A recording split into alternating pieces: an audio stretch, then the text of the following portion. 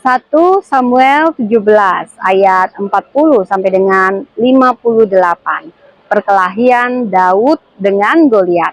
Demikianlah firman Tuhan. Lalu Daud mengambil tongkatnya di tangannya, dipilihnya dari dasar sungai 5 batu yang licin dan ditaruhnya dalam kantung gembala yang dibawanya, yakni tempat batu-batu, sedang umbannya dipegangnya di tangannya. Demikianlah ia mendekati orang Filistin itu. Orang Filistin itu kian dekat menghampiri Daud, dan di depannya orang yang membawa perisainya. Ketika orang Filistin itu menunjukkan pandangnya ke arah Daud serta melihat dia, dihinanya Daud itu karena ia masih muda, kemerah-merahan, dan elok parasnya. Orang Filistin itu berkata kepada Daud, "Anjing ke aku, maka engkau mendatangi aku dengan tongkat." Lalu demi para allahnya, orang Filistin itu mengutuki Daud. Pula orang Filistin itu berkata kepada Daud, "Hadapilah aku, maka aku akan memberikan dagingmu kepada burung-burung di udara dan kepada binatang-binatang di padang." Tetapi Daud berkata kepada orang Filistin itu, "Engkau mendatangi aku dengan pedang dan tombak dan lembing. Tetapi aku mendatangi engkau dengan nama Tuhan semesta alam, Allah segala barisan Israel yang kau tantang itu.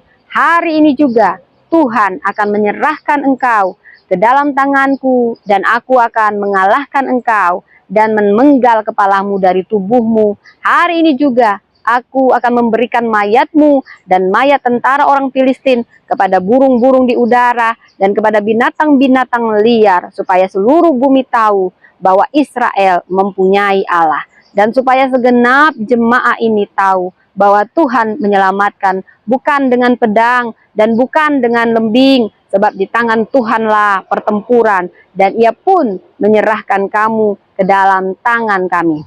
Ketika orang Filistin itu bergerak maju untuk menemui Daud, maka segeralah Daud berlari ke barisan musuh untuk menemui orang Filistin itu. Lalu Daud memasukkan tangannya dalam kantungnya, diambilnyalah sebuah batu dari dalamnya, diumbannya, maka kenalah dahi orang Filistin itu, sehingga batu itu terbenam ke dalam dahinya, dan terjerumuslah ia dengan mukanya ke tanah.